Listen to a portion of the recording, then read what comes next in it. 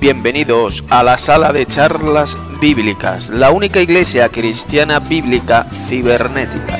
En este lugar nos reunimos hermanos de diferentes países para hacer estudios bíblicos y edificarnos unos a otros en la verdadera fe. Únete con nosotros para crecer en la gracia y en el conocimiento del único Dios verdadero, el Padre, y de Jesucristo, su enviado, para que andemos el único camino verdadero que nos lleva a la vida eterna. Hay un mundo mejor que está por venir y es el glorioso reino de Dios. Quiero decirte que por fin lo hallé.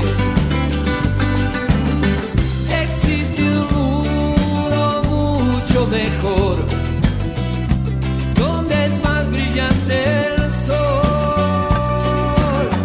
Existe un mundo mucho mejor, pero a todo debes renunciar para llegar, pero a todo debes renunciar.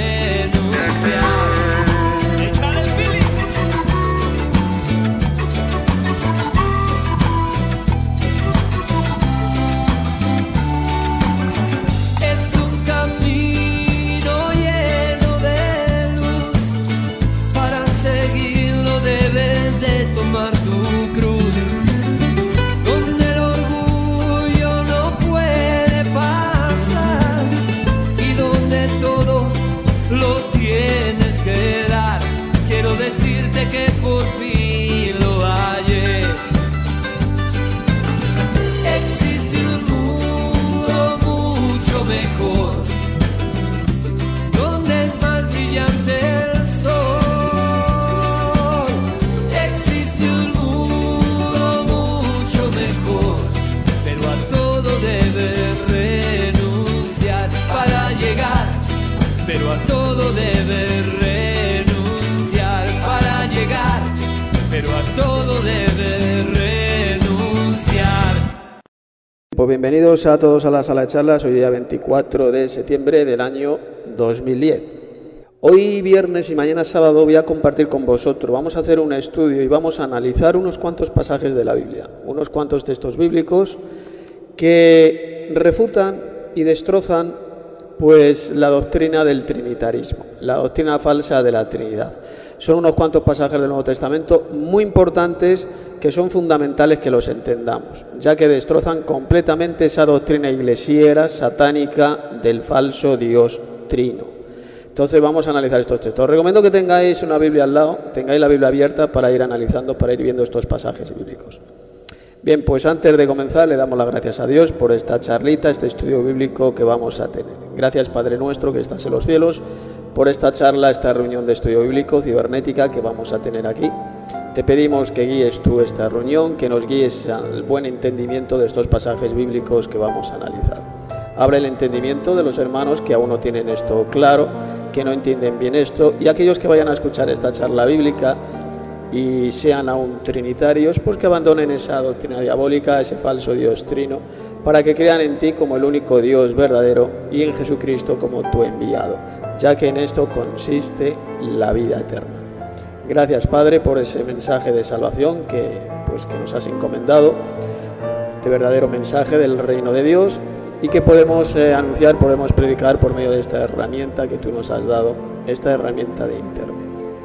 Te pedimos que nos ayudes a mantenernos firmes en la fe y perseverando hasta el final. Te lo pedimos en el nombre de tu Hijo Jesús. Bien hermanos, pues vamos a hablar un poquito, analizar estos pasajes bíblicos que realmente destrozan la doctrina del trinitarismo. Sabéis que la doctrina del trinitarismo pues es el dogma oficial más importante dentro del sistema iglesiero apóstata. Pretenden hacernos creer que Dios es trino y que este Dios trino ha de ser adorado. Esto es diametralmente lo contrario de lo que enseñaron Jesús y lo que enseñaron sus apóstoles. Mirad, cuando el Nuevo Testamento menciona que Dios es uno, que hay un Dios, nunca se está refiriendo al falso Dios trino, que como sabéis fue inventado por la Gran Ramera, por la Iglesia Católica Romana, y después pasó pues a las hijas de la Gran Ramera, como son las iglesias protestantes evangélicas. Pues bien, cuando la Biblia del Nuevo Testamento habla de que Dios es uno, siempre se está refiriendo al Dios Padre. Nunca se refiere a un falso Dios trino, jamás. Y vamos a comprobarlo. Vamos a analizar unos cuantos textos y al primero que vamos a ir es a Romanos, epístola a los Romanos, capítulo 3, versos 29 y 30. Si tenéis una Biblia, os recomiendo que abráis en este texto Romanos capítulo 3, versos 29 y 30. Está hablando el apóstol Pablo, escribiendo a los cristianos de la iglesia de Roma, y les dice: ¿Es Dios solamente Dios de los judíos? ¿No es también Dios de los gentiles? Ciertamente también de los gentiles, porque Dios es uno. Y Él justificará por la fe a los de la circuncisión y por medio de la fe a los de la incircuncisión. Bien, pues los trinitarios, los herejes trinitarios, enseñan que en este pasaje este Dios único del cual está hablando Pablo se refiere a un Dios trino. Sin embargo, eso es absolutamente falso. ¿Y por qué? Pues porque el apóstol Pablo en este pasaje se está refiriendo solamente al Dios Padre, al Padre Celestial, como podemos leer por el contexto. Vamos a leer el contexto para ver a qué Dios estaba refiriendo el apóstol Pablo. Y dice lo siguiente, vamos a leer en Romanos 3, capítulo 24, capítulo 3, versos 24 al 26, que dice así: siendo justificados gratuitamente por su gracia, mediante la redención que es en Cristo Jesús, a quien Dios puso como propiciación por medio de la fe en su sangre, para manifestar su justicia, a causa de haber pasado por alto en su paciencia los pecados pasados, con la mira de manifestar en este tiempo su justicia, a fin de que Él sea el justo y el que justifica al que es de la fe de Jesús. Pues bien, como podéis ver, todo este pasaje está haciendo una clara diferencia entre Dios y el Señor Jesús. Está mencionando al Padre y al Hijo. Fue el Dios Padre quien puso al Señor Jesucristo como propiciación por medio de la fe en su sangre. Y es este Dios Padre el Dios único. Es el Dios único, es decir, que no hay otro Dios como Él. Él es el Dios supremo, Él es el todopoderoso, el Dios todopoderoso. Y por lo tanto, cuando nosotros los cristianos bíblicos decimos que Dios es uno, siempre nos estamos refiriendo únicamente al Dios Padre. La doctrina de que Dios es trino, como enseña el sistema iglesiero apóstata, tanto los católicos como los evangélicos, los mal llamados evangélicos, pues es una doctrina sencillamente falsa. Es una vulgar doctrina de demonios inventada por la gran ramera, por la Iglesia Católica Romana, y que luego pasó a las hijas de la gran ramera. Es una doctrina totalmente opuesta a la verdadera doctrina cristiana, expuesta en el Nuevo Testamento, expuesta por Jesús y después por sus apóstoles. Vamos a analizar otro pasaje. Vámonos ahora a Gálatas, epístola de Pablo a los Gálatas. Vámonos a Gálatas 3:20. El apóstol Pablo dijo lo siguiente a los cristianos de Galacia: y el mediador no lo es de uno solo, pero Dios es uno. Dios es uno. ¿A qué Dios único se estaba refiriendo aquí Pablo? Pues este pasaje enseña exactamente lo mismo que el anterior, que el texto que hemos leído de la epístola a los Romanos. Dios es uno, pero este Dios único, hermanos, no es un falso Dios trino, como enseña el sistema iglesiero apóstata, sino solamente el Dios Padre. Y esto lo podemos comprobar leyendo una vez más el contexto. Vamos a leer el contexto bíblico. Vámonos a Gálatas capítulo 3, versos 17 y 18. Esto pues digo: el pacto previamente ratificado por Dios para con Cristo, la ley que vino 430 años después, no lo abroga para invalidar la promesa. Porque si la herencia es por la ley, ya no es por la promesa, pero Dios la concedió a Abraham mediante la promesa. Como podéis ver, el apóstol Pablo hizo una clara diferencia entre el Dios Padre, y el Señor Jesús. Por lo tanto, cuando Pablo dijo que Dios es uno, ¿a quién se está refiriendo? ¿A un misterioso Dios trino? De ninguna manera. Él se estaba refiriendo solamente al Dios Padre, al Dios Todopoderoso, al Dios único Dios verdadero, como dijo Jesús. Y ahora vámonos al otro pasaje que se encuentra en Efesios capítulo 4, verso 5. Efesios capítulo 4, verso 5. Bueno, deciros que este material, este estudio bíblico que estoy compartiendo con vosotros, está tomado de mi libro PDF de las 21 tesis de la verdadera doctrina cristiana. Es decir, que si lo queréis tener por escrito, este estudio, pues simplemente lo miráis ahí en mi libro PDF, y el que no tenga el libro PDF, pues que lo baje de internet, de mi página web. Está tomado el estudio de ahí. Bien, pues vamos a Efesios capítulo 4, verso 5. Y que dice lo siguiente: un Señor, una fe, un bautismo, un Dios y Padre de todos, el cual es sobre todos y por todos y en todos. Bien, este pasaje de Pablo es, hermanos, de una sencillez y una claridad meridiana. Fijaos que en el texto leemos que los cristianos tenemos un Señor, tenemos una fe, tenemos un bautismo, que como sabéis el bautismo, esto ya lo hemos hablado en otras charlas, el verdadero bautismo cristiano es en el nombre de Jesús para el perdón de los pecados, así lo enseña el Nuevo Testamento. Bien, tenemos un bautismo, tenemos un Dios y Padre. En este texto fijaos que se hace una clara diferencia entre el Señor Jesucristo, el Señor, y el Dios Padre. Este Dios Padre es uno, es un Dios único, y no hay otro Dios como Él. Por lo tanto, decir que Dios es trino, que Dios está compuesto por una trinidad de personas divinas, es una doctrina demencial, es una doctrina absolutamente anticristiana, contraria a la revelación de Cristo, contraria al Nuevo Testamento y una doctrina absolutamente diabólica, satánica, enseñada por el sistema iglesiero apóstata. Una doctrina que ha llevado a la idolatría a millones y millones de falsos cristianos que adoran a este falso Dios trino, y eso es lisa y llanamente idolatría, que está condenado con la muerte eterna, con la destrucción eterna en el lago de fuego. Como hemos dicho muchas veces, Dios perdona la ignorancia humana, pero no a aquellos que después de haber conocido la verdad, pues prefieren seguir creyendo y enseñando la mentira. Vamos a seguir analizando, vamos ahora a 1 Corintios capítulo 8, verso 4. 1 Corintios 8, 4, que dice lo siguiente: acerca pues de las viandas que se sacrifican a los ídolos, sabemos que un ídolo nada es en el mundo y que no hay más que un Dios.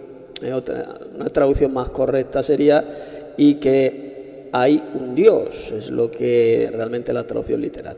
Pues en este pasaje Pablo dijo que hay un Dios, pero ¿este Dios único mencionado por Pablo es un Dios trino? ¿Se está refiriendo a una Trinidad? Pues de ninguna manera, ya que si seguimos leyendo 2 versículos más adelante, si nos vamos al verso 6, el apóstol Pablo dijo lo siguiente. Perdón, si nos vamos al versículo 6, dice: para nosotros, sin embargo, hay un Dios, el Padre. Hay un Dios, el Padre, del cual proceden todas las cosas, y nosotros somos para Él. Y un Señor Jesucristo, por medio del cual son todas las cosas, y nosotros por medio de Él. Mirad, este pasaje de Pablo es de una claridad y es de una importancia crucial. Es fundamental este texto de 1 Corintios capítulo 8, verso 6. Ya que es un pasaje que destroza absolutamente la doctrina diabólica de la Trinidad, del trinitarismo.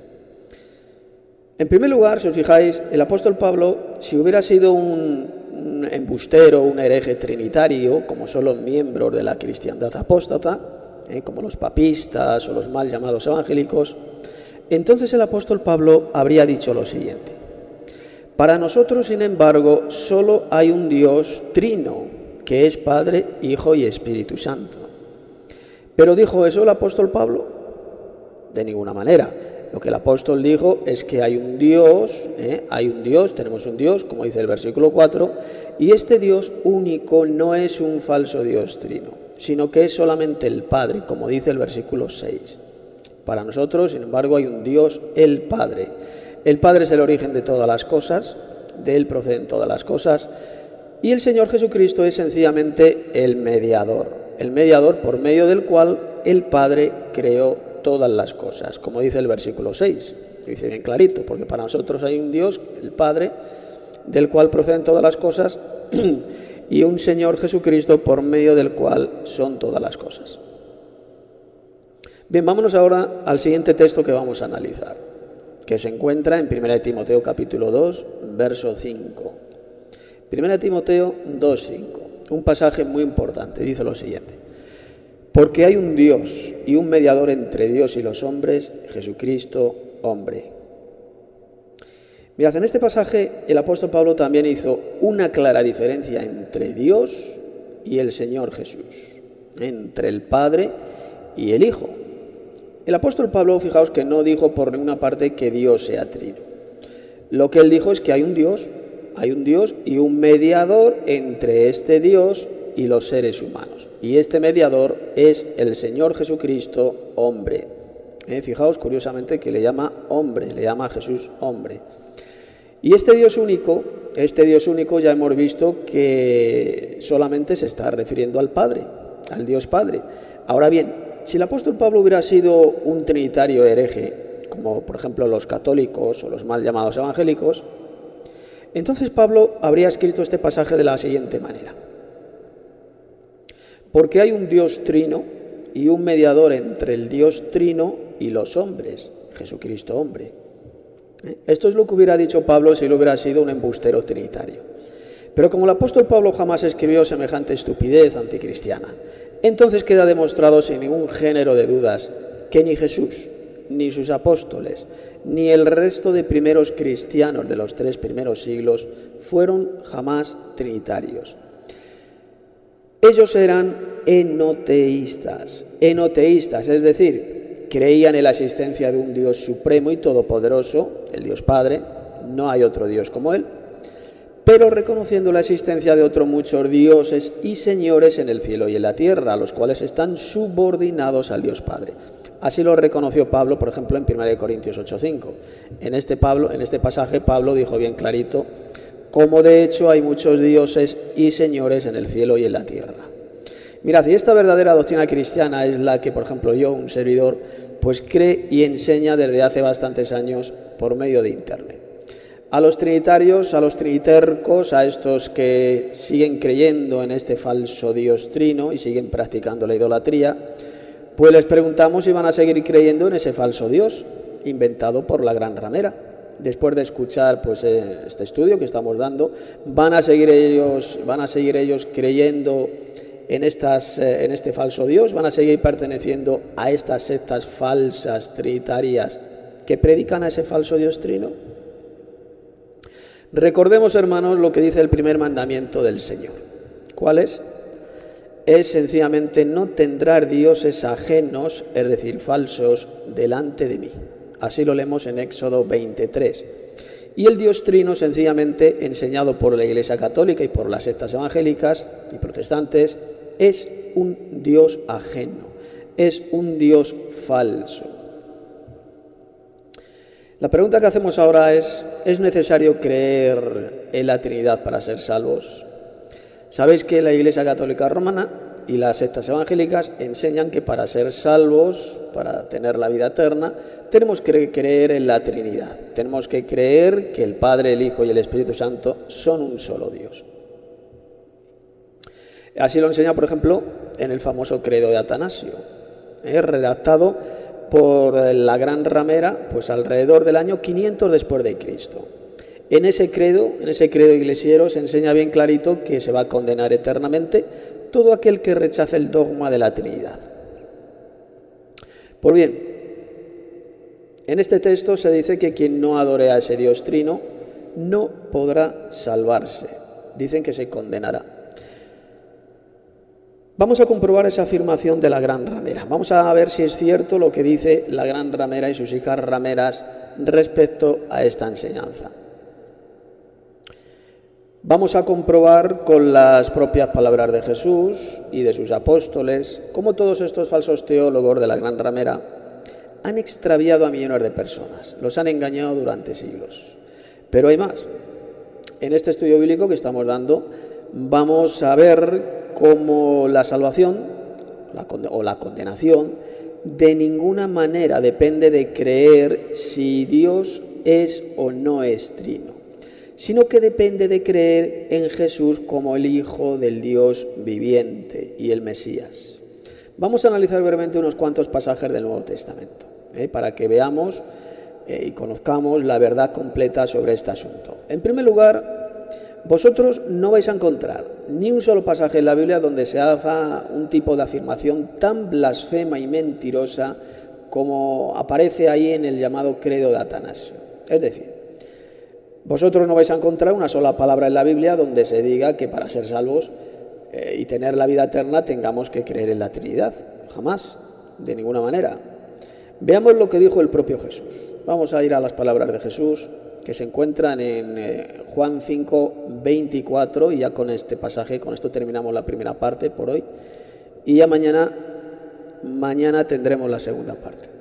Bien, vamos a leer, y ya con esto terminamos la primera parte, el pasaje de Juan capítulo 5, verso 24. De cierto os digo, el que oye mi palabra y cree al que me envió, tiene vida eterna. Fijaos que en estas palabras Jesús no dijo que quien crea en un Dios trino tiene vida eterna, sino el que oye su palabra y cree al que le envió. Es decir, dicho en otras palabras, la vida eterna consiste en conocer al Dios Padre y a su Hijo Jesús, el Mesías. En la vida eterna consiste en conocer al Padre como el único Dios verdadero y a Jesucristo como el enviado del Padre. Así lo dijo Jesús en Juan 17, verso 3. Mirad, hermanos, ya con esto terminamos. Si fuera necesario creer en ese falso Dios trino enseñado por el sistema iglesia apóstata, si fuera necesario para ser salvos creer en ese Dios trino, entonces Jesús habría dicho lo siguiente: el que oye mi palabra y cree que Dios es trino, tiene vida eterna. Por lo tanto, hermanos, para ser salvos de ninguna manera hay que creer que Dios es trino, sino que tenemos que creer en el Dios supremo, en el Padre como el único Dios verdadero y en Jesucristo como su enviado. Este es el conocimiento que hemos de tener para adquirir la vida eterna, que como sabéis la vamos a recibir en el siglo venidero, cuando el Señor Jesús aparezca por segunda vez sin relación con el pecado para salvar a los que le esperan. Es entonces cuando heredaremos la vida eterna, en ese siglo venidero. Y no ahora. Ahora todavía no tenemos la vida eterna, simplemente es una promesa de Dios, la promesa que Dios nos ha dado, la vida eterna, pero que vamos a recibir en el siglo venidero. Bien, pues mañana sábado, la segunda parte de este importante estudio de análisis bíblico, de estudio bíblico importante, para que sepamos responder a todos esos argumentos que muchos trinitarios pues siempre esgrimen para hacernos creer en esa mentira diabólica de que Dios es trino. Como hemos podido ver, este Dios único que menciona la Biblia es el Padre, es el único Dios supremo, el único Dios todopoderoso y el único Dios verdadero. Jesús es el Hijo de Dios, es el segundo Dios, es un ser poderoso que está subordinado a la autoridad suprema del Padre. Esa es la verdadera enseñanza bíblica y la verdadera doctrina que Jesús y sus apóstoles pues nos dieron a conocer. Bien, hermanos, ya podéis activar el micrófono. Si tenéis comentarios, tenéis preguntas, pues ya podéis participar. A ver, estoy leyendo ahí en el chat que el hermano Eddie tiene una pregunta. Adelante, hermano Eddie. Quería preguntarte si me puede hacer algún comentario sobre el pasaje de un controvertido pasaje que aparece en Josué 10:13,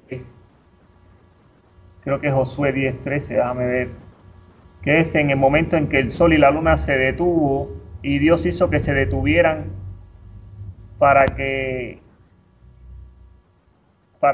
como que el día se alargó. Este es un pasaje que ha sido bastante comentado desde muchos puntos de vista, y bueno, muchos dicen que eso de las cosas más imposibles que se hable en la Biblia. ¿Puede hacer algún comentario sobre este pasaje?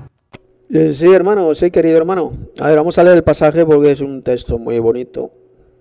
Se encuentra aquí en Josué, capítulo 10.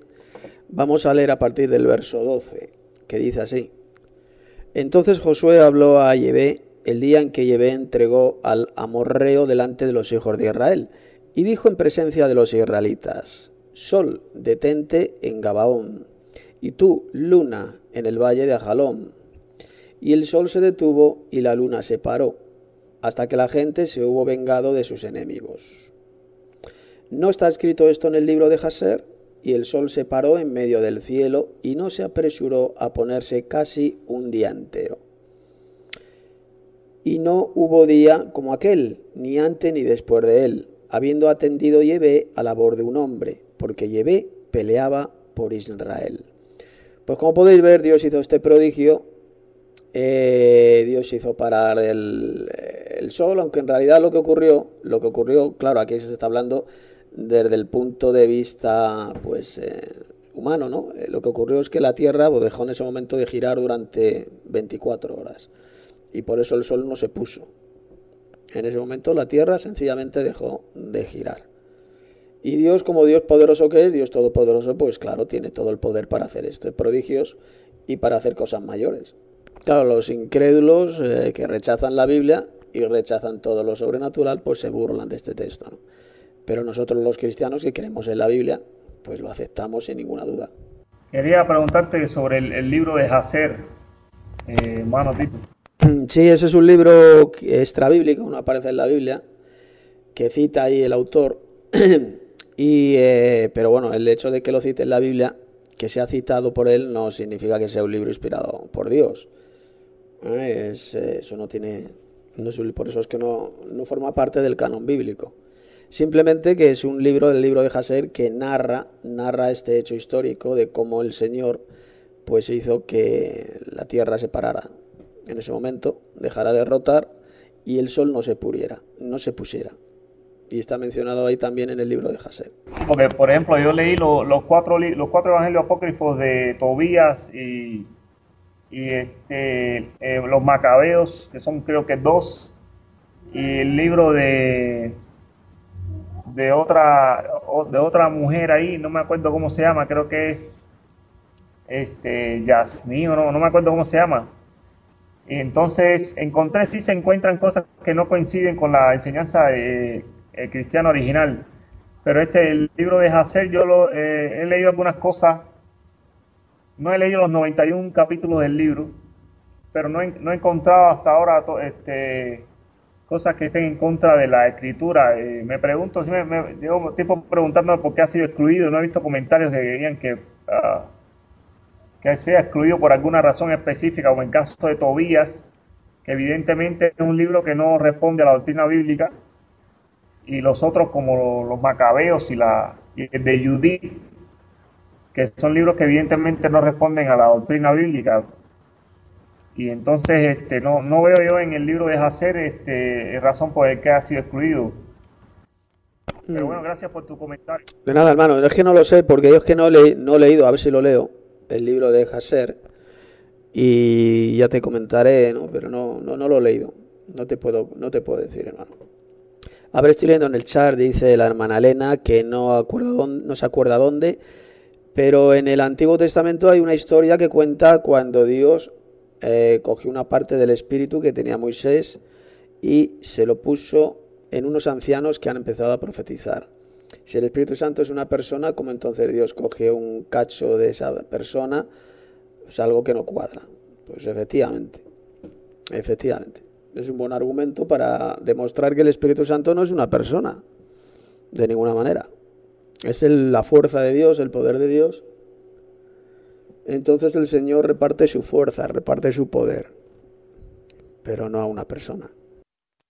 Sí, dice en el chat Juan Méndez que escuchó en una predicación donde decían que Jesús, cuando resucitó y convivió con los apóstoles antes de ascender al Padre, este cuerpo no tenía sangre y que además atravesaba las paredes. ¿Qué sabes de esto? Pues sí, es lo que dice la Biblia. El Señor Jesús, después de resucitar, se apareció a sus apóstoles allí en el aposento alto y les dijo que él no era un espíritu, que tenía cuerpo, que tenía carne y huesos. Y un espíritu no tiene carne y huesos. Pero fijaos que Jesús no dijo que tenía sangre. No dijo carne y sangre, dijo carne y huesos. Y que el Señor podía atravesar las paredes y las puertas, pues efectivamente, porque dice la Biblia que estaban encerrados los apóstoles en el aposento alto con las puertas cerradas, a cal y canto, estaban cerradas, y de repente apareció, en medio de ellos se materializó el Señor Jesús. Y entonces, claro, los apóstoles se espantaron, se asustaron, creyendo que veían un espíritu, y el Señor pues les dijo que le tocaran, que un espíritu no tiene carne ni huesos. Pero sí, el cuerpo resucitado tiene la facultad de poder materializarse y desmaterializarse a voluntad y puede atravesar paredes, puertas, etc. Así lo hizo Jesús después de resucitar. Y como los cristianos tendrán un cuerpo glorioso semejante al cuerpo glorioso de Cristo, pues podrán tener las mismas facultades sobrenaturales. Bien, pregunta Damián aquí en el chat que qué son los 7 espíritus que habla el Apocalipsis. Bueno, bajo mi punto de vista, esos 7 espíritus son 7 ángeles. Los 7 ángeles enviados por Cristo sobre toda la tierra, porque en la Biblia a los ángeles se le llama espíritus, se le llama espíritus bien clarito, ahí en Hebreos capítulo 1. Por lo tanto, 7 espíritus son 7 ángeles, así de simple. Son 7 ángeles enviados por Jesús. Ángeles, vamos, son 7 ángeles, así lo veo, 7 ángeles. Arcángel significan jefes de ángeles. Pero bueno, la Biblia a los ángeles se le llama espíritus y por lo tanto son 7 ángeles. La Biblia que yo sepa habla de 2 arcángeles. Uno es Miguel, el arcángel Miguel, y el otro es Jesús, el Señor Jesús. En la Biblia a Jesús se le llama arcángel, no sé si lo sabíais, el jefe de ángeles. Lo llamó así Pablo en 1 Tesalonicenses capítulo 4. El Señor Jesús descenderá del cielo con voz de mando, con voz de arcángel y con trompeta de Dios. Entonces Jesús es el jefe de los ángeles. Es el jefe de ángeles, que es lo que significa la palabra arcángel. Y luego habla la Biblia también de otro arcángel llamado Miguel. Miguel es otro jefe de ángeles, es un general, para que nos entendamos, un general militar, y Jesús es el comandante general de todos los ángeles. Es el arcángel supremo. Esa doctrina jehovina de que Jesús es el arcángel Miguel es falsa, ¿eh? Jesús no es Miguel, el arcángel Miguel está al servicio del Señor Jesús. Para que nos entendamos, Jesús sería el comandante, repito, el comandante general, y el arcángel Miguel pues sería un general, pero el comandante general es Jesús, el comandante general de los ejércitos celestiales, claro. Bueno, hay un pasaje de Daniel con respecto a esto que estás diciendo de Jesús y el arcángel Miguel, que los testigos de Jehová enseñan que Jesús es el arcángel Miguel, porque ellos los testigos de Jehová exponen el argumento de que, por ejemplo, a varios personajes bíblicos se les cambió el nombre. Y entonces, con este argumento y con el argumento de que Jesús se le llama arcángel y de que arcángel es una palabra que está en singular, que la usan en singular en el español, pero el hebreo no creo que tenga plurales o singulares, no sé, pero dicen ellos que como se llama arcángel, el único arcángel que puede ser Miguel es el Señor Jesús cuando está en el cielo. Pero hay un pasaje de Daniel donde está presente Jesús y se hace una descripción de Jesús y Jesús le hace una narración a Daniel y le muestra a Miguel que está ahí con él. Esto está en Daniel, creo que sí, 10, capítulo 10 de Daniel, 10. En capítulo 10 debe ser, si lo puedes leer, Tito, lo lees. Sí, bueno, lo voy a leer, sí. Se encuentra, vámonos a Daniel, capítulo 10. Es un texto muy interesante, ese que menciona el hermano Eddie, donde el arcángel Miguel acudió en ayuda de Jesús. Vamos a leerlo, mirad. Bueno, vamos a leer al final, dice, vamos a leer a partir del verso 20. Vamos a leer Daniel 10, versos 20 y 21, que dice, él me dijo, ¿sabes? Vamos a leer a partir del 17. ¿Cómo pues podrá el siervo de mi Señor hablar con mi Señor? Porque al instante me faltó la fuerza y no me quedó aliento. Y aquel que tenía semejanza de hombre me tocó otra vez y me fortaleció. Y me dijo, fijaos bien, aquel que tocó a Daniel, era Jesús, era el Señor Jesús el que se le apareció a Daniel. Y me dijo, muy amado, no temas, la paz sea contigo, esfuérzate y sé valiente y aliéntate. Y mientras él me hablaba, recobré las fuerzas y dije, hable mi Señor, porque me has fortalecido. Él me dijo, ¿sabes por qué he venido a ti? pues ahora tengo que volver para pelear contra el príncipe de Persia, y al terminar con él, el príncipe de Grecia vendrá. Pero yo te declararé lo que está escrito en el libro de la verdad, y ninguno me ayuda contra ellos, sino Miguel, vuestro príncipe. Fijaos cómo aquí está haciendo una clara diferencia entre este ser que se apareció a Daniel, que era Jesús, y Miguel, el arcángel Miguel.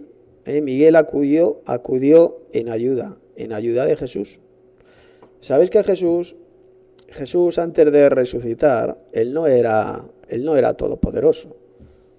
Él no tenía todo ese poder en el cielo y en la tierra que recibió del Padre después de resucitar, como dice Mateo 28, 18. Toda potestad me ha sido dada en el cielo y en la tierra. Pero toda esa potestad Jesús no la tenía antes de resucitar. Cuando Jesús pues, vivía con el Padre y se aparecía a los seres humanos, aquí en el Antiguo Testamento, él no tenía toda esa potestad todavía. Por eso es que necesitó la ayuda del arcángel Miguel, aquí en este pasaje de Daniel capítulo 10. ¿Cómo sabemos que este ser que se apareció a Daniel era Jesús? Porque se le describe casi exactamente con las mismas características que aparecen en Apocalipsis capítulo 1, cuando Jesús glorificado se apareció a Juan. Pues es prácticamente el mismo ser que se apareció a Daniel. Y por eso sabemos que se trata de Jesús. A ver, el capítulo, pregúntale al hermano Juan Méndez, que hablemos del capítulo 9 de Ezequiel. ¿Y por qué quieres que lo leamos, hermano? ¿Tienes algún problema con este capítulo de Ezequiel? ¿O alguna duda, alguna pregunta? Bien, vamos a leer entonces el capítulo, vamos a Ezequiel capítulo 9, vamos a leer, dice así. Clamó en mis oídos con gran voz, diciendo, los verdugos de la ciudad han llegado, y cada uno trae en su mano su instrumento para destruir. Y aquí que 6 varones venían del camino de la puerta de arriba, que mira hacia el norte, y cada uno traía en su mano su instrumento para destruir. Y entre ellos había un varón vestido de lino, el cual traía a su cintura un tintero de escribano, y entrados se pararon junto al altar de bronce. Y la gloria del Dios de Israel se elevó de encima del querubín, sobre el cual había estado, al umbral de la casa, y llamó y llevé al varón vestido de lino, que tenía a su cintura el tintero de escribano. Y le dijo Llevé, pasa por en medio de la ciudad, por en medio de Jerusalén, y ponles una señal en la frente a los hombres que gimen y que claman a causa de todas las abominaciones que se hacen en medio de ella. Y a los otros dijo, oyéndolo yo, pasad por la ciudad en pos de él, y matad, no perdone vuestro ojo ni tengáis misericordia.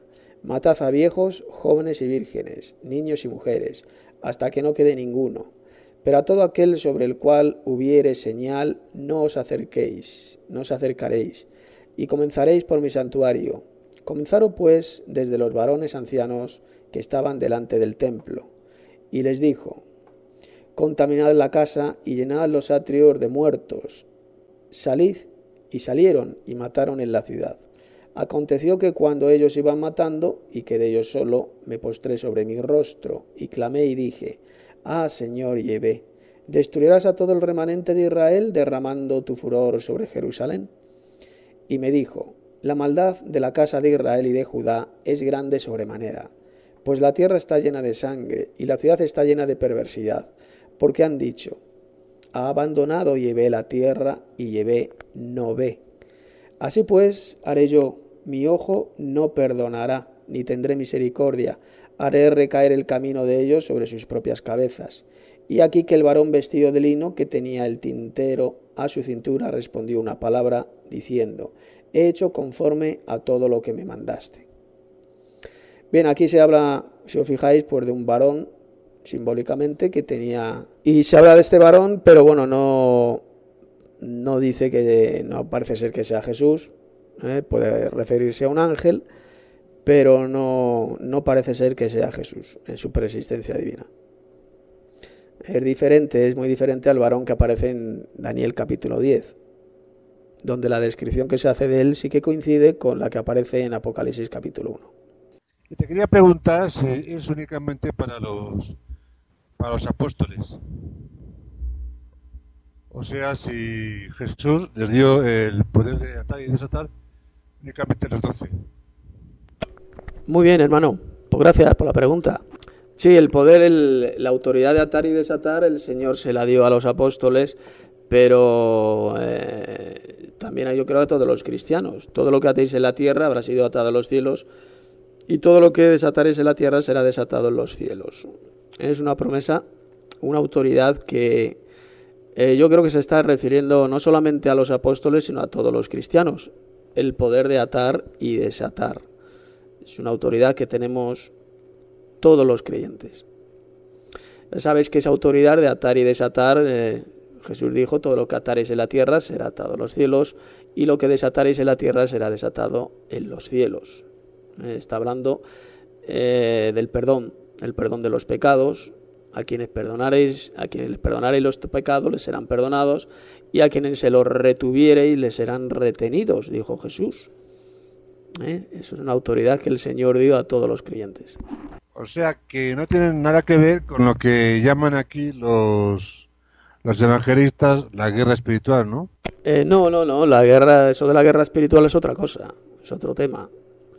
Nosotros ya estamos en guerra, sabéis que estamos en lucha, somos soldados de un ejército, y nuestra lucha no es contra carne y sangre, sino contra principados, contra potestades, contra los gobernadores de las tinieblas de este siglo, contra huestes espirituales de maldad en las regiones celestes. Ese es nuestro enemigo en la lucha que tenemos.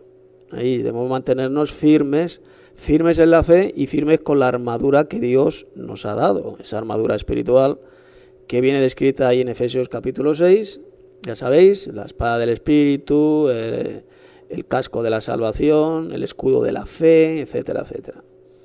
Por lo tanto, nosotros ya estamos en guerra. En el momento que nosotros creemos en el Evangelio y somos bautizados en el nombre de Jesús para el perdón de los pecados, estamos en guerra contra las huestes espirituales de maldad. Pero ya sabéis, somos más que vencedores, dice la Biblia. Más que vencedores por medio de aquel que nos amó. Que en la congregación que yo estuve antes, les enseñaban a atar y desatar, y bueno, atabas todos los vicios, todos los, la drogadicción, la prostitución y todo eso. O sea, lo atabas en nombre de Jesús y lo echabas de donde vivías, o de la calle, o la colonia, y hasta del país. Y entonces, pues, nos enseñaban eso, atar y desatar espíritus. Y eso le llamaban guerra espiritual. No sé si sea correcto eso que me enseñaron. O que no, eso no tiene en aquella época. Sí, no, bueno, no tiene que ver nada con la guerra espiritual. El hecho de atar y desatar está relacionado con el perdón de los pecados, hermanos. Con el perdón de los pecados, el hecho de atar y desatar. Y es una potestad que tienen todos los que tenemos todos los creyentes. A quienes retuviereis los pecados les serán retenidos, y a quienes se los perdonareis les serán perdonados, dijo Jesús. Pregunta Juan Méndez en el chat que qué diferencia hay entre un demonio y un espíritu inmundo. Pues bajo mi punto de vista ninguna. Yo creo que un demonio es un espíritu inmundo. ¿Esto, Tito? Sí, hermano. Sí, adelante, hermano. Mira, en el Padre Nuestro te dice, y perdona nuestras deudas, aquí serían nuestras ofensas, como nosotros perdonamos a quienes nos ofenden o a nuestros deudores. Eso por una parte, y por la otra, pues si podemos retener pecados, pues ya no tendríamos que pedir perdón por los pecados que hemos cometido o que no han cometido contra nosotros, ¿no? Sí, efectivamente. A quienes retuviereis los pecados, dijo Jesús, les serán retenidos. Y a quienes se los perdonareis, se les serán perdonados. ¿Qué quería decir Jesús con eso? ¿Qué nos estaba enseñando? Pues nos está enseñando que por medio de la predicación del Evangelio, sabéis que la Biblia dice, arrepentíos y bautícese cada uno de vosotros en el nombre de Jesucristo para el perdón de los pecados y recibiréis el don del Espíritu Santo. Pues aquel pecador que obedece al Señor Jesús, quiere en el Evangelio, se arrepiente y se bautiza en el nombre de Jesús, sus pecados le son perdonados. Y nosotros podemos declarar a esa persona perdonada por Dios. No es que nosotros le perdonemos, es Dios quien le perdona, pero nosotros lo declaramos que esa persona ha sido perdonada. Y a quienes le retuviereis los pecados les serán retenidos. Aquellos que no quieren obedecer a Jesús, que no quieren creer en el Evangelio, pues sus pecados les son retenidos. Les son retenidos y un día pues serán juzgados por sus pecados, serán juzgados conforme a sus obras. Eso es lo que significa retener los pecados y perdonar los pecados. Es una potestad que tenemos todos los creyentes, la autoridad de atar y desatar, por medio de la predicación del Evangelio. O sea que eso de atar y desatar espíritus y cosas de esas, o sea... No, eso es una idiotez. Eso no tiene nada No que tiene ver. nada que ver, eso es una idiotez pentecostaloide, eso de atar a los espíritus, te ato en el nombre de Jesús y bobadas de esas, eso se lo inventaron las sectas pentecostaloides, es una burda tontería, es una patraña, una mentira. Eso de atar y desatar no tiene que ver nada con lo que hacen los pentecostaloides. Sí, es una declaración que quería que me hiciese porque hace poco, bueno, pues he estado 2 años y fracción en una iglesia evangélica, entonces pues te lo quería preguntar por eso. Muchas gracias, Tito. De nada, hermano. Yo os recomiendo que leáis este pasaje de atar y desatar de Jesús, de texto, pues leáis algunos comentarios bíblicos que siempre ayudan, comentarios bíblicos muy buenos que explican lo que significan esas palabras de Jesús. Entonces no se refiere a lo que hacen los pentecostales.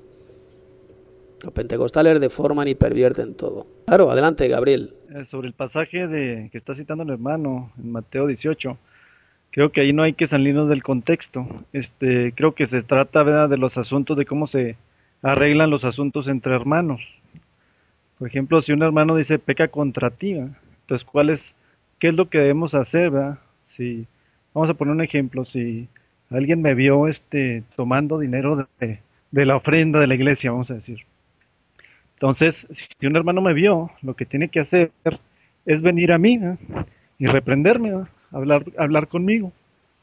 Pero si aún así, yo, bueno, dice, el pasaje dice, ¿verdad?, si te oyere has ganado a tu hermano, y el asunto para ahí, ¿verdad?, y yo tengo que reponer lo que sustraje ahí de la ofrenda, más aparte creo que es un 20% de lo que habla el Antiguo Testamento, en garantía de que yo no voy a tomar más ese dinero, o en garantía de que yo me arrepentí. Pero si yo no le oyere, entonces dice que él lleve a uno o dos testigos para que él hable conmigo, y entonces los testigos están ahí, y entonces ellos juzgan el asunto, ¿verdad? Los dos hablamos, yo le digo, o él me dice más bien, tú tomaste de la ofrenda, mira, yo te vi, y yo le digo, no es cierto, ¿verdad?, y empezamos la discusión, ¿verdad?, y entonces los testigos están ahí, y al final ellos juzgan, y dicen, ¿sabes qué, hermano? Tú tienes, estás mal, ¿verdad?, debes arrepentirte, debes poner ese dinero otra vez, y el asunto está saldado, ¿verdad? Pero si aún no lo oyere, dice que el asunto tiene que llegar a la iglesia, ¿verdad? Para los creyentes, pues la iglesia es el juzgado máximo, vamos a decir, ¿verdad? Es donde se van a decidir los asuntos, ¿verdad? Entonces el hermano entonces ya lleva al otro hermano, y el asunto se lleva a la iglesia y los hermanos deciden, y entonces el hermano es lo que llamamos la disciplina en la iglesia, ¿verdad? Es retirado de la membresía de la iglesia, o es sacado fuera de la iglesia, ya no puede participar, ya no puede asistir, ¿verdad? Y entonces es a lo que se refiere el versículo 18, ¿verdad?, que dice, de cierto os digo que todo lo que atáis en la tierra será atado en el cielo, y todo lo que desatéis en la tierra será desatado en el cielo, ¿verdad? Si este hermano no hace caso y no se arrepiente, entonces él es echado fuera de la iglesia. Pero si él se arrepiente y dice, ¿saben qué? Pues yo la regué, ¿verdad?, yo sí tomé ese dinero, ¿verdad?, pero aquí está, me arrepiento, pide perdón a la iglesia, pide perdón a Dios, entonces él es considerado otra vez en la iglesia, ¿verdad? Tenemos un caso por ahí en Primera de Corintios 5, capítulo 5, ¿verdad?, donde una persona, un hermano de la iglesia, estaba viviendo o se estaba metiendo, ¿verdad?, con la esposa de su padre, ¿verdad? A lo mejor era su madrastra, ¿verdad?, pero era la esposa de su papá. Y entonces él, ¿verdad?, toda la iglesia supo el asunto, ¿verdad?, y lo que recomienda, o lo que dice Pablo que hay que hacer, ¿verdad?, dice que el tal sea entregado a Satanás para la destrucción de la carne, para que el espíritu sea salvo en el día del Señor. Entonces, esta persona tuvo que ser echado fuera de la iglesia, y en ese momento dice que el cuerpo de él está, puede ser, ¿verdad?, destruido, ¿verdad?, por Satanás, ¿verdad?, puede darle una enfermedad, puede darle un cáncer, lo que sea, ¿verdad?, pero dice que el fin de todo eso es que él sea salvo en el día del Señor, es decir, él no perdió su salvación, ¿verdad?, pero sí estaba expuesto para que fuera tocado por Satanás en su físico. Y luego vemos que en la segunda carta a los Corintios dice que él se arrepiente, ¿verdad? Y dice que toda la iglesia le debe perdonar y otra vez amarle, ¿verdad? Como una persona que se arrepintió.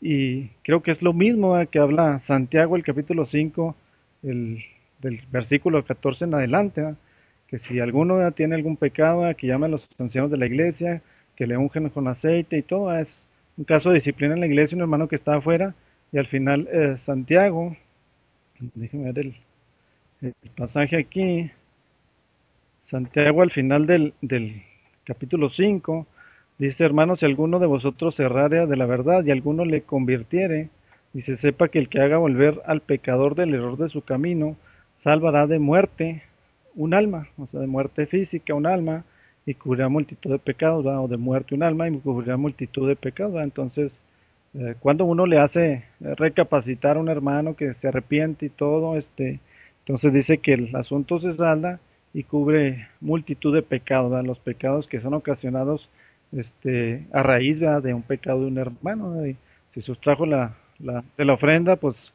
todo los chismes que se hacen, ¿verdad?, y todo lo que provoca todos esos pecados, ¿verdad?, van a ser cubiertos, ¿verdad?, por ese hermano, ¿verdad?, que lo hizo recapacitado.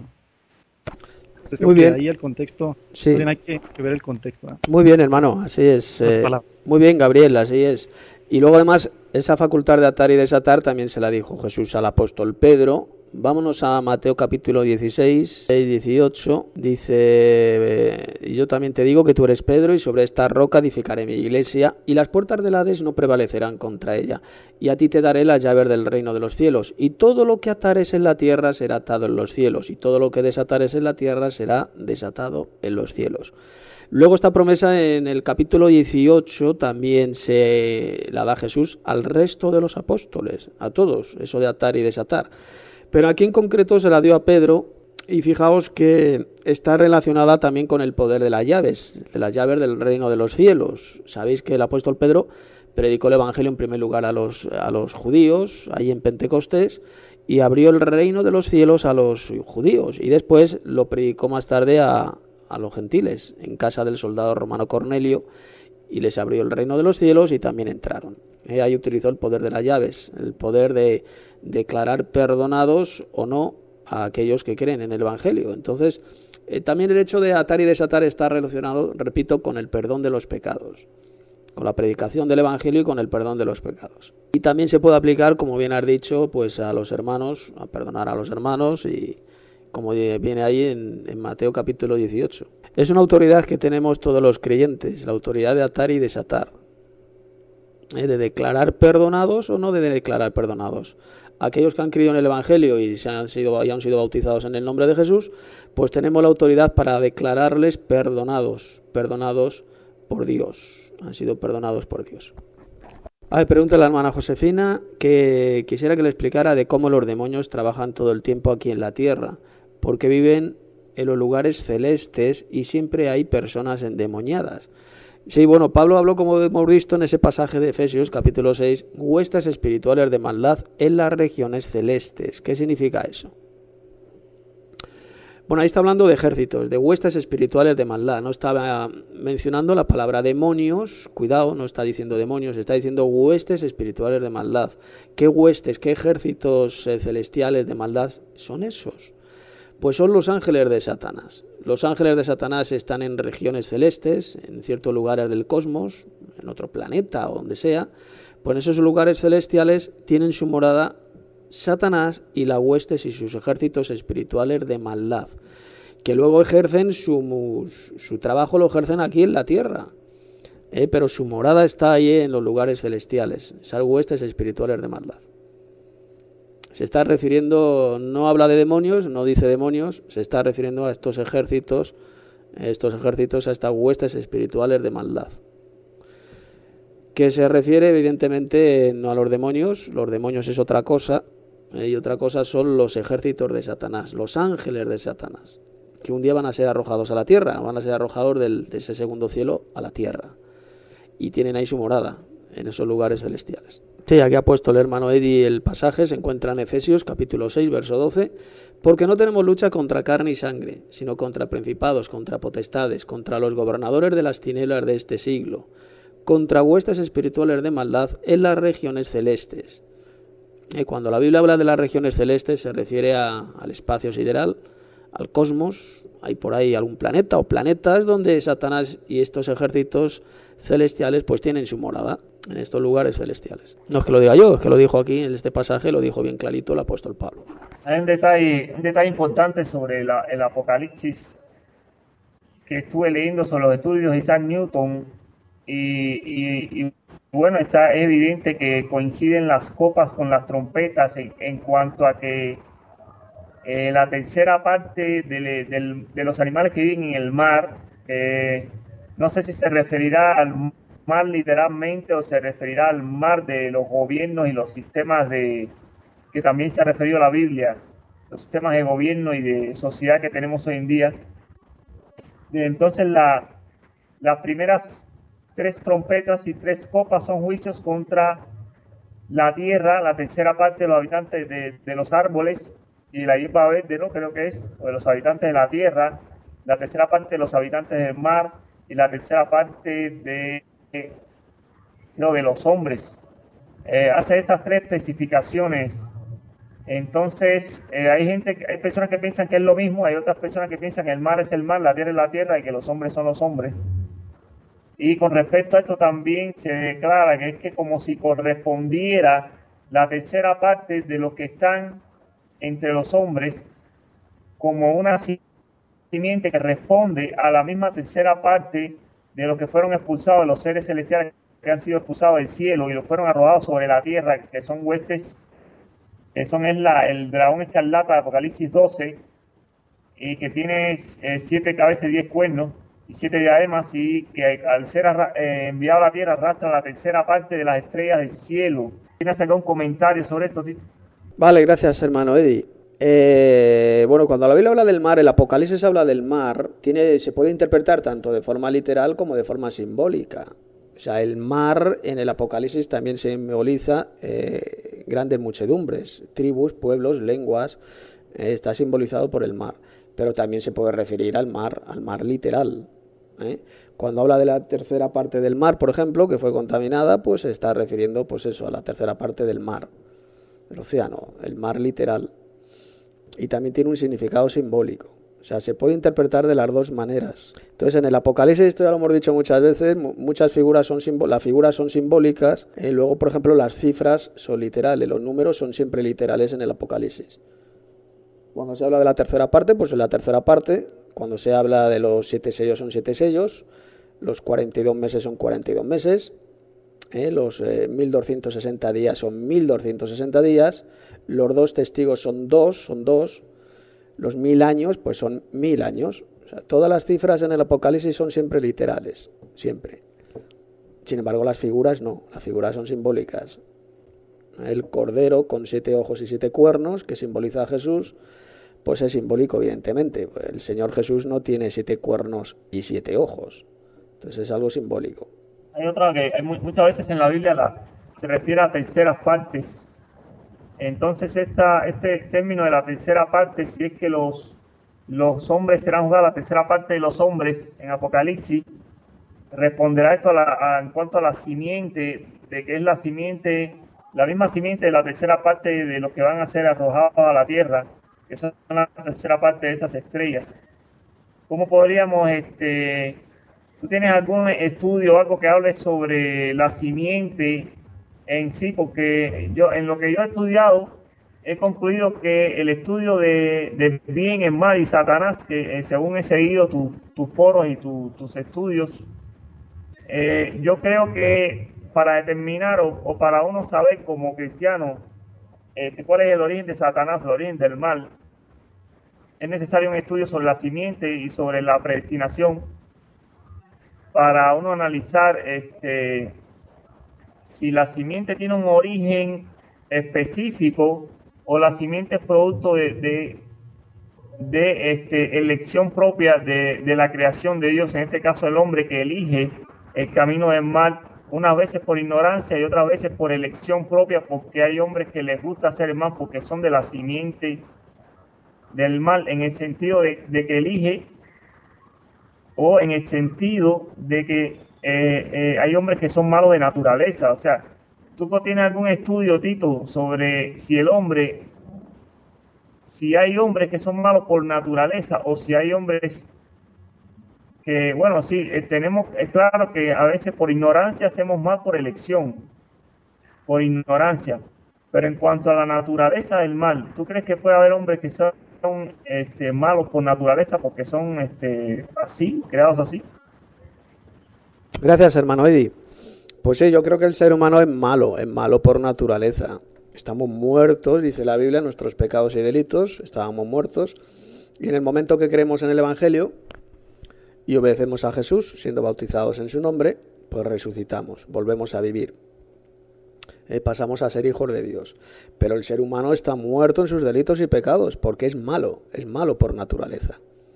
Ya hemos nacido con esa contaminación de maldad, del pecado, y entonces estamos muertos espiritualmente. Y hasta que Jesús no nos resucita, pues no volvemos a vivir. Entonces es así, el ser humano, repito, es malo por naturaleza. No hay nadie bueno. Jesús dijo una vez, ¿por qué me llamas bueno? No hay nadie bueno, sino solamente Dios. Eso lo dijo Jesús. O sea, es que no hay nadie bueno.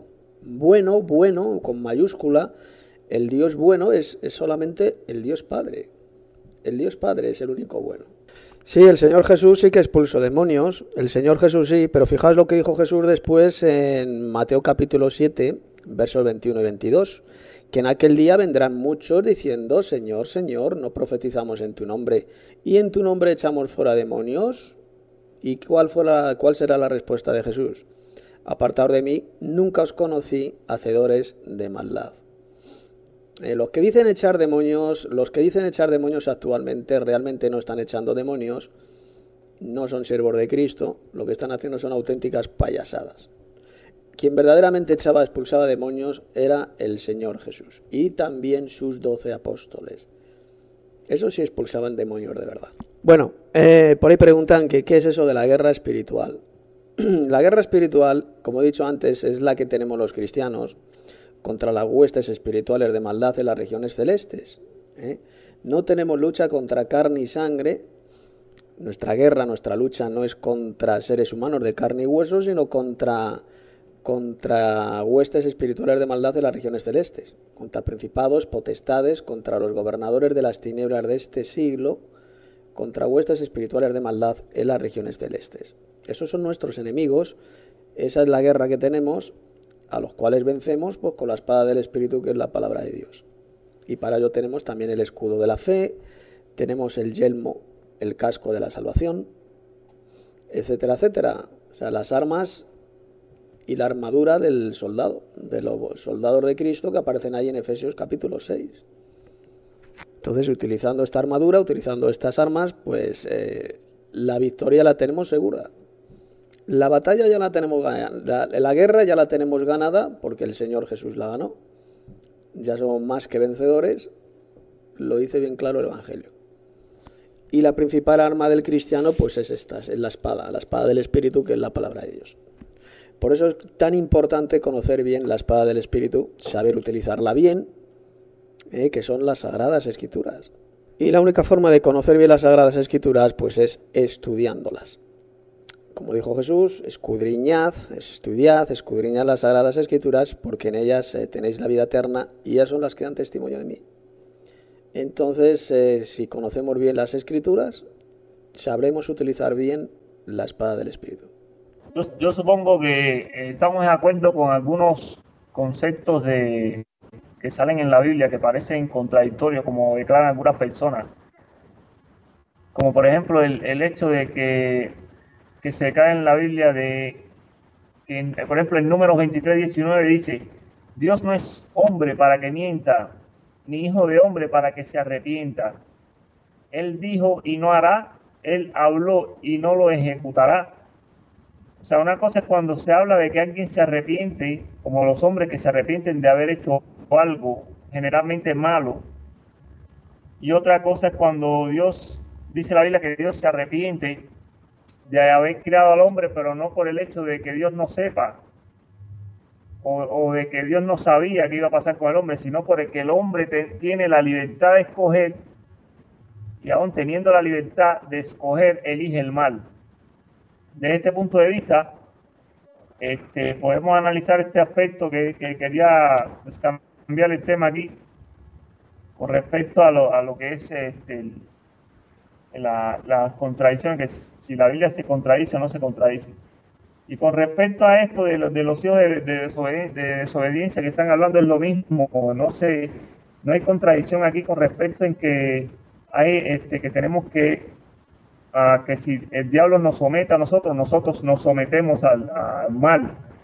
Por un lado, nosotros tenemos la tendencia de las características del cuerpo terrenal, de que es un cuerpo que tiene órganos sexuales, se tiene que alimentarse, tiene una personalidad característica de su espíritu que está en él, una personalidad, un yo, y todas estas cosas se combinan para ser una persona, un ser corrupto que tiende a preocuparse por su vida, que tiende a buscar placeres excesivos y esas cosas. Entonces, tenemos que también en los cristianos tener en cuenta que la palabra de Dios está escrita primeramente en hebreo, en el Antiguo Testamento y en arameo, y en el Nuevo Testamento está escrita creo que en griego.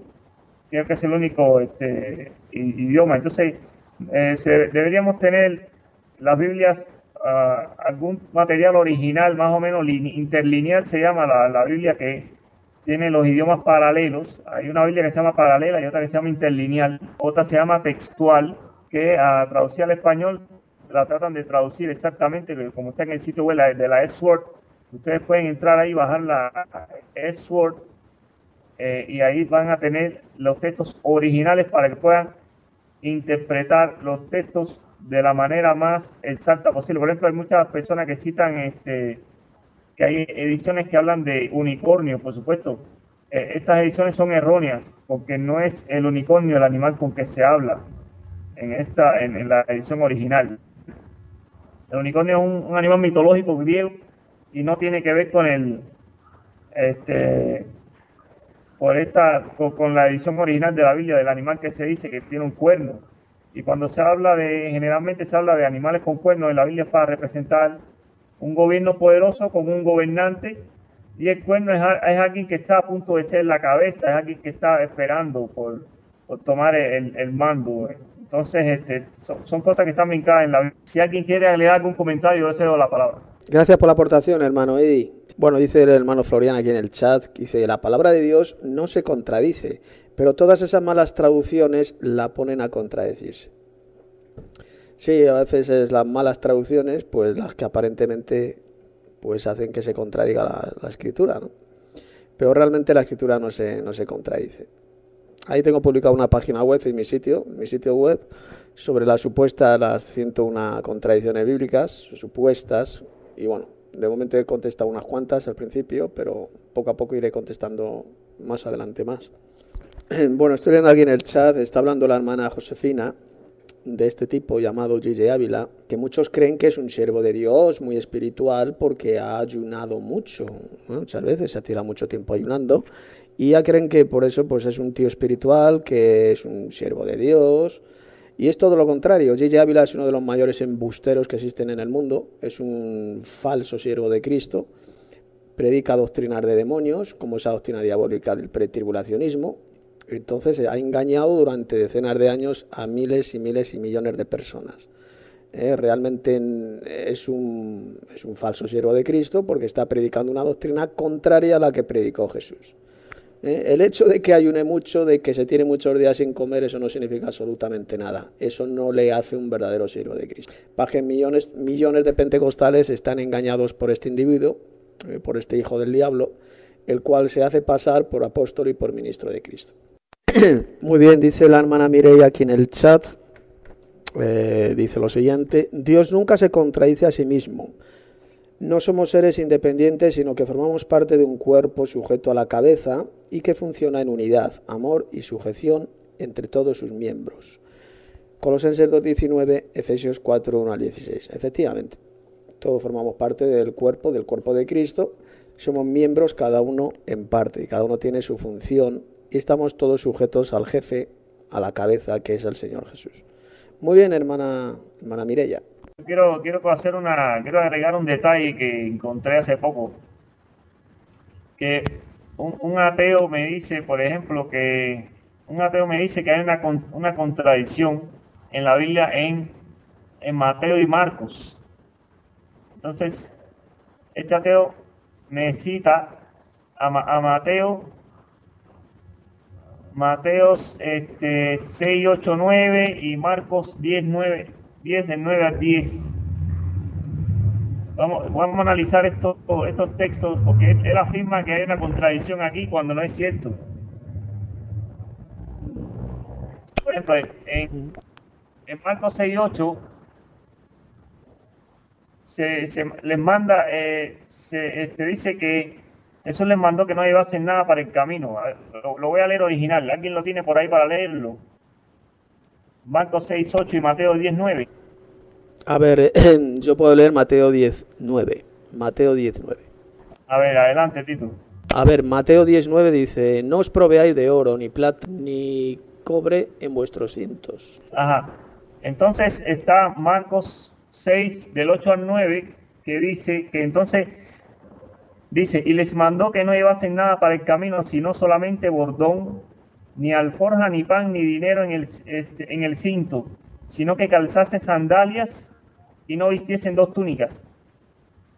O sea, en Mateo le está diciendo, es una narración diferente, porque podemos ver que en Marcos 6, 8, donde dice que les ordenó Jesús que no llevasen nada para el camino, sino solamente bordón, alforja, y en Mateo 10, 9, que no se provean de oro, ni plata, ni cobre, dice, porque ellos son obreros.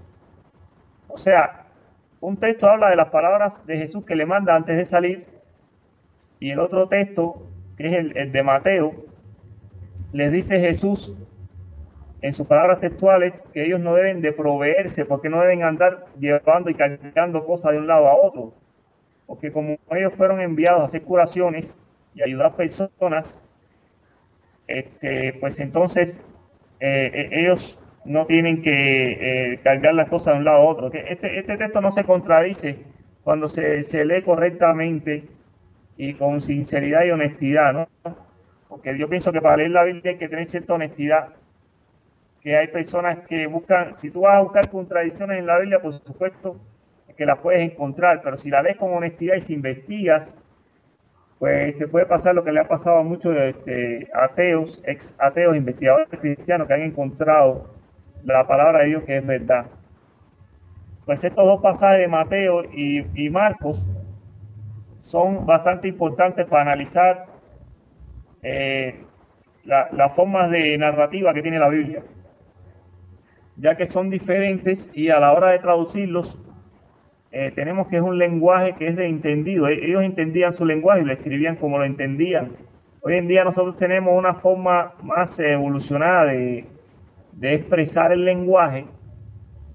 Tenemos una forma de escribir el lenguaje un poco más específica, y sobre todo el idioma español es un idioma mucho más extenso y mucho más analítico y explicativo que cualquier otro idioma.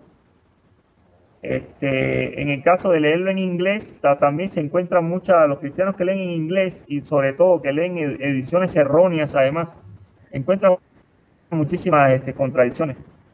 Pero no obstante a esto, cuando se lee el texto original, y cuando se lee además el contexto en que va cada escrito, se da cuenta uno de que no hay ninguna contradicción. Es cuestión de leer con seriedad el libro y con análisis. Y estos dos pasajes son clásicos porque son pasajes bastante similares, del 7 al 9, y el de Mateo 10, del 8 al 10, porque él dice Jesús en los dos pasajes, un pasaje desde el punto de vista del un pasaje lo comenta el apóstol desde su punto de vista y el otro pasaje es Jesús con sus palabras textuales. Y entonces cuando el apóstol dice que no lleven nada y el otro apóstol dice que les dice que no se provean de cosas porque son obreros, son cosas diferentes. Y así con muchísimos pasajes en la Biblia que son importantes de analizar despacio. Muy bien, hermano. Esos son dos pasajes, los dijo Jesús en momentos diferentes. En uno les dijo que llevaran dinero y en otro texto, pues en otro momento les dijo que no llevaran dinero. O sea, no hay ninguna contradicción. Simplemente son dos textos que fueron dichos en momentos diferentes. Entonces ahí yo no veo ninguna contradicción. Pasa es que, claro, los enemigos de la Biblia pues siempre buscan este tipo de pasajes para desprestigiar la Biblia. Y a las personas que tienen poco conocimiento bíblico, que son fácilmente de engañar, pues lo que hace es que su fe se debilite. Estos ateos hacen que la poca fe que tienen algunos, pues sea debilitada. Incluso algunos pues lleguen a rechazar hasta la Biblia, al ver estas aparentes contradicciones bíblicas. Pues tiene mucha razón lo que dice la hermana Josefina.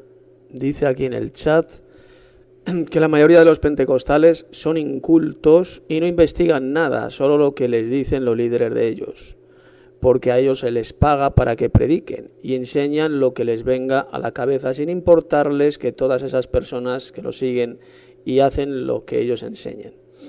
Efectivamente, así es. La mayoría de todos los pentecostales que he conocido eran personas incultas. Incultas especialmente, no me refiero a cultura general, sino a cultura bíblica, a conocimiento bíblico. Son absolutamente analfabetos bíblicos, no conocen bien las escrituras y son por tanto fácilmente engañados por estos falsos pastores, estos falsos evangelistas pentecostales, y son extraviados con todas esas falsas doctrinas que predican en esas sectas. Otra de las cosas que encontré en los estudios de Isaac Newton, Tito, es que desde el siglo XVI acusaba al trinitarismo de pervertir la doctrina cristiana. E incluso hace una pregunta a Isaac Newton en sus escritos y dice que ¿acaso las escrituras bíblicas no son una exposición de la omnipresencia del Padre y del poder del Padre? ¿Acaso Cristo no lo confirmó cuando estuvo en la tierra? Entonces, aquellos que se engañan con respecto al trinitarismo, pues lo hacen por necedad o porque no estudian bien el libro, porque la Biblia es un claro documento de honra al Padre. Es un documento que nos hace volver al Padre en el sentido espiritual. Y esto es lo importante a la hora de estudiar la doctrina trinitaria, que uno vaya a analizar e investigar en las escrituras, porque es evidente simplemente. Muy bien, hermano Eddie, así es, efectivamente. Isaac Newton era una persona, como sabéis, uno de los mayores científicos que han existido en la historia, y él era un investigador bíblico y también un investigador de las profecías de la Biblia. Y él era, como bien ha dicho el hermano, él era antitrinitario. Él denunciaba esa falsa doctrina, esa diabólica doctrina del falso Dios trino. Y efectivamente, en la Biblia, cuando se habla del único Dios, del Dios verdadero, se habla del Padre solamente, como ya hemos visto en el estudio bíblico que he expuesto hoy. El Padre es el Dios único y no hay otro Dios como Él. Eso destroza totalmente la doctrina falsa y diabólica del trinitarismo. Y claro, luego estos trinitarios nos acusan a nosotros de herejes, nos acusan de engañadores, cuando los herejes y engañadores son ellos. Así de simple. Hermano Tito, cuando dice Jesús, sanad enfermos, limpiad leprosos, resucitad muertos, echad fuera demonios, entonces se está refiriendo únicamente a los apóstoles, ¿no? A los apóstoles en ese momento. Sí, efectivamente. O sea, eso ya no es extensible a los cristianos de hoy en día. Efectivamente, hermano Alejandro, efectivamente, echar fuera demonios, sanar a los enfermos, se está refiriendo a los apóstoles, solo a señales que hicieron los apóstoles. Por ejemplo, en Marcos 16, cuando Jesús dice, en mi nombre echarán fuera demonios, salvarán nuevas lenguas, si tomaran alguna cosa mortífera no les hará daño, sobre los enfermos pondrán sus manos y sanarán. ¿A quién se lo estaba diciendo eso Jesús? ¿A todos los creyentes de todas las épocas? No, se lo estaba diciendo a sus apóstoles. Esas son las señales que hicieron sus apóstoles, aquellos que creían en Él en ese momento, que eran sus apóstoles. Lo que pasa es que los pentecostales lo aplican ese pasaje a todos los creyentes, lo cual es un absoluto disparate, porque no todos los creyentes hablan en lenguas. el verdadero don de lenguas. Es un don, como sabéis, que el Señor dio a los apóstoles, y que era el don de idiomas, y no tiene que ver nada con las babosadas y las falsedades diabólicas y carnales que hablan los pentecostales en sus cultos. Ellos han falsificado el don de lenguas, no tiene que ver nada con el verdadero don de idiomas que habla el Nuevo Testamento. Exactamente. Es que cuando yo estaba en la congregación esa, nos decían, bueno, nos dieron una Biblia para empezar, te voy a contar, una Biblia que no sé si te la dieron a ti o tú la conoces, que es la Reina Valera, pero de promesas, la Biblia de promesas. Y entonces nos decían que pusiésemos nuestro nombre encima de cada personaje. Por ejemplo, si te hablaba de Abraham, la promesa que le hacían a Abraham, decían, encima de Abraham, pon tu nombre. Y así sucesivamente. Encima del nombre de fulano, pon tu nombre. Te está hablando a ti. Ya ese no, ese ya murió, ahora te está hablando a ti. Entonces nos decían que esas promesas también eran para nosotros. Yo digo, bueno, esa promesa, es que yo decía, bueno, esa promesa se dice a fulano, a mí qué coño me dices. A mí si ahora yo resulta que van a nacer naciones de mí. Y así sucesivamente. Todos a los que decía una promesa eran gente concreta, personas concretas. Y yo digo, bueno, sí, ellos, pero a mí qué coño, si yo ya, Bueno, miro yo después, efectivamente. madre mía, ¿qué voy a hacer? Claro. Entonces yo decía, bueno, pues esto es un lío. Y ya, pues empecé a, Claro. es que, bueno, es que no cuadra lo que dicen con lo que está escrito. Así es, hermano. No cuadra. Así es. Además, voy a poner un ejemplo, lo que acabas de decir, ahora que has mencionado eso. Hay unas palabras que los iglesieros siempre citan para aplicar esa promesa a todo el mundo, a todos los creyentes. Y son esas palabras que cuando Pedro estaba encarcelado, el carcelero de Filipos, ya sabéis la historia, hay un terremoto, el ángel abre la cárcel y saca a Pedro, lo saca de la cárcel y entonces el carcelero, los que les estaba vigilando, pues se iba a suicidar, se iba a matar con la espada y el apóstol Pedro le dice que no se mate y lleno de terror le dice el carcelero, le dice a Pedro qué de hacer para ser salvo. Y el apóstol Pedro le responde, cree en el Señor Jesucristo y serás salvo tú y tu casa, tú y tu casa. Pues muchos pastores, muchos iglesieros citan esas palabras para decir que cuando un creyente, cuando uno conoce el Evangelio, pues que automáticamente se va a salvar también su familia. Y citan esas palabras, serás salvo tú y tu casa. Cuando es una promesa que Pedro le dio concretamente solamente a este carcelero de Filipos, solo a él. La promesa de que si él creía, sería salvo él y también su casa, también su familia. Pero no es una promesa que se pueda aplicar a todos los creyentes de todas las épocas. Es una promesa concreta que le fue dada solamente al carcelero de Filipos. Pero como estos falsos pastores, estos falsos evangelistas, retuercen todo, retuercen las Sagradas Escrituras, pues dicen que no, que eso se aplica a todos los creyentes y que ya automáticamente en cuanto uno cree, pues ya su familia se va a salvar también. Eso es un absoluto disparate. Sí, luego dicen Bueno, Tito, que por el testimonio. A ver, cedo la palabra. Sí, se puede salvar o no se puede salvar, pero concretamente esa promesa se la fue dada al carcelero de Filipos nada más. Serás salvo tú y tu casa. Que luego lo dice que se bautizó, el carcelero de Filipos se bautizó en el nombre de Jesús y también su familia, también su casa. Por lo tanto, la promesa se cumplió en él y en su familia. No es una promesa que se pueda aplicar a todos los cristianos. hermano, hay un Tengo una pregunta. pasaje en 2 de Corintios, el capítulo 12, el versículo 12, dice, ciertamente las señales de apóstoles. Entonces, eran señales apostólicas, ¿verdad? Eran para probar quién estaba escribiendo palabra de Dios, ¿verdad? Los últimos versículos de Marcos 16, ¿no? Entonces dice, ciertamente las señales de apóstol, no dice las señales de la iglesia, o las señales de creyente, o las señales de cualquier otra persona, ¿verdad? Sino dice, ciertamente las señales de apóstol han sido hechas entre vosotros en toda paciencia, en señales y en maravillas y prodigios. Entonces, los tres tipos de señales eran señales, maravillas y prodigios, ¿no? Y eso es lo que estaban mostrando. Solamente eran los apóstoles y esos 70 que fueron autorizados, así como Moisés autorizó 70, ¿verdad?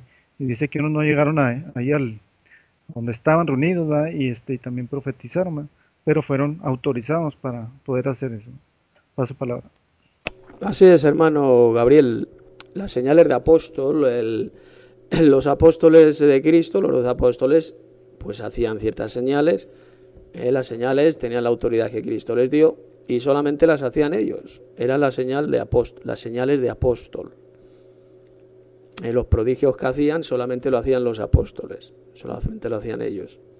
Que es lo que dijo Jesús: en mi nombre echarán fuera demonios, salvarán nuevas lenguas, sobre los enfermos pondrán sus manos y sanarán. Todas esas señales las hicieron los apóstoles. Esas son las señales de apóstol, que no las tienen los falsos pastores y los falsos evangelistas pentecostales. Ellos no tienen esas señales de apóstol.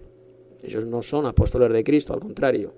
Son falsos apóstoles, obreros fraudulentos, que se disfrazan como apóstoles de Cristo, y no es maravilla porque el mismo Satanás se disfraza como ángel de luz. Así que no es extraño que sus ministros pues se disfracen como ministros de justicia. Yo quería preguntarte sobre Maimónides, el tema que tocas en tu tesis del Talmud judío. No conozco mucho el tema del Talmud judío. Creo el Talmud judío es un libro que está compuesto por todos ellos, yo creo.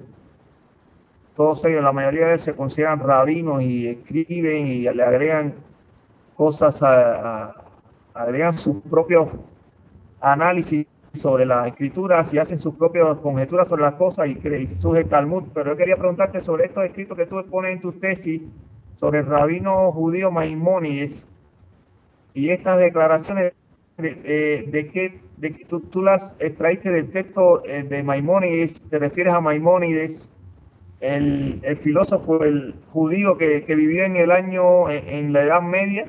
Y quería saber de dónde los textos originalmente, de qué libro los sacas. O sea, estos textos que son anticristianos, como se dicen. Sí, bueno, ese es un estudio que lo lleva ahí varios años publicado. Y sí, lo saqué el material. Maimónides fue un rabino español del siglo XII o XIII.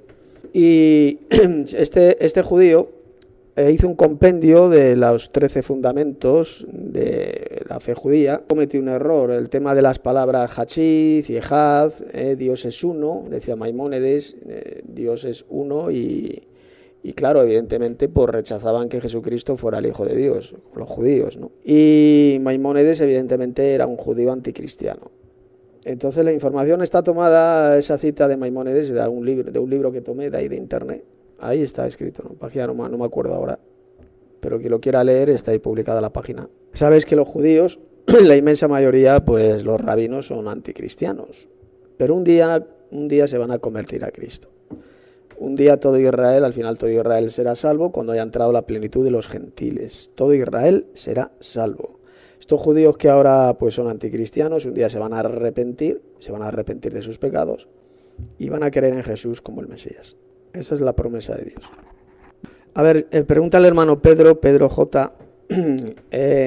Un tema sobre el libro del Apocalipsis. Un estudio sobre el Apocalipsis. Bueno, el año pasado ya hay un ciclo de un estudio sobre el libro del Apocalipsis. Vamos a volver a retomar otra vez, voy a volver a retomar el tema. Vamos a hacer comenzar un estudio del Apocalipsis la semana que viene. Y vamos a analizar pasajes muy importantes. Vamos a ver un esquema, va a ser un estudio bastante esquemático sobre el libro del Apocalipsis y veremos cuál es el mensaje del libro del Apocalipsis y vamos a analizar una de las cuantas profecías que aparecen en dicho libro para que lo entendamos mejor, porque hay muchos que no entienden todavía bien el libro del Apocalipsis cuando es uno de los principales libros de la Biblia. Es el único libro de la Biblia donde hay una bendición especial para todos aquellos que lo estudien. Así que la semana que viene comenzaremos un estudio sobre este libro, sobre el Apocalipsis. Cada uno de vosotros podréis aportar también y dar vuestra opinión. Pues lo comenzaremos, hermano, el viernes. El viernes de la semana que viene comenzamos un nuevo ciclo sobre el estudio del Apocalipsis. Bueno, la hora de siempre, a las 11 de la noche, hora española. Procurad ser más puntuales. 11 de la noche, hora española. Luego esperamos unos minutos, un rato, para que entre más gente. Pero bueno, abrimos las puertas del local a las 11 de la noche, hora española. Bueno, pregunta Damián en el chat que qué son las fiestas del Sukkot. La fiesta del Sukkot es la fiesta llamada fiesta de los tabernáculos, de las cabañas, pues que recuerda cuando los judíos estaban en el desierto. Es la fiesta de las cabañas, de los tabernáculos. Es una de las 7 fiestas santas de Dios que aparecen en la Biblia. Bien. Bueno, hermano, pues nos vamos a marchar. Ya sabéis, mañana sábado tendremos la segunda parte del tema del análisis de estos pasajes bíblicos que destrozan la doctrina de la Trinidad. Bien, pues nos vamos ya, le damos las gracias a Dios por esta charla que hemos tenido, a nuestro Padre Celestial. Padre nuestro, gracias por esta reunión que hemos tenido, este estudio bíblico edificante. Ayúdanos, Padre, a entender bien las Sagradas Escrituras, a abrir la mente, que nos abras la mente y el entendimiento y el corazón para poder comprender lo que tú has revelado, porque eres tú quien nos revela las cosas, quien nos revela toda la verdad. Ayúdanos y guíanos siempre, Padre, al conocimiento de toda la verdad, por medio de tu Espíritu. Te pedimos por los hermanos que están aquí, por los que no pueden estar, o los que no han querido entrar, para que los sigas guardando, los sigas guiando a toda la verdad. Y nos ayudes a estar firmes, a estar perseverando cada día en la fe, para alcanzar al final pues la meta que tú nos tienes preparada, que es la vida eterna en tu glorioso reino por los siglos de los siglos. Gracias, Padre, por cada uno de los hermanos, y gracias por esa vida eterna que nos has regalado, la cual pues estamos esperando como promesa tuya para el siglo venidero. Ayúdanos a llevar, Padre, este mensaje de salvación, pues por medio de esta herramienta que nos has dado, con la cual podemos llegar a mucha más gente. Gracias, Padre, por todas las bendiciones que nos das a través de tu Hijo Jesús. Te lo pedimos todo esto, Padre, en el nombre de tu Santo Hijo Jesús. Bien, hermanos, pues ya sabéis, el sábado, mañana sábado, estaremos aquí y tendremos la segunda parte de este estudio. Y al hermano Fran Toro, si me escuchas, hermano, pues ya sabes, el domingo hay planeado una reunión en mi casa. Habrá personas nuevas también, así que ya sabes, hermanos, te puedes pasar antes de la hora de comer. Ahí haremos una comida y después tendremos una tertulia bíblica, los que estemos ahí en casa. Bien, Tito, allí estaré sobre las 12, ¿te parece bien? Sí, buena hora, hermano. Primero ya sabes, haremos la clase y después pues haremos todos ahí una comida. Bien, hermanos, Perfecto, pues nos vamos a marchar, queridos hermanos. Mañana ya los vemos aquí en la sala de charlas, seguir firmes en la fe, con paciencia y fe, así es como conseguiremos la meta y la victoria que ya tenemos por medio de Jesús. Solamente tenemos que estar firmes en la fe, con las armas espirituales que Dios nos ha dado, con esa armadura espiritual para vencer a los dardos del enemigo que nos puedan lanzar, con ese escudo de la fe que Dios nos ha dado. Hasta mañana, hermanos, que tengáis muy buena tarde, muy buen día, y que la gracia y la paz de Dios nuestro Padre y del Señor Jesucristo sea siempre con nosotros. Hasta mañana, si Dios quiere.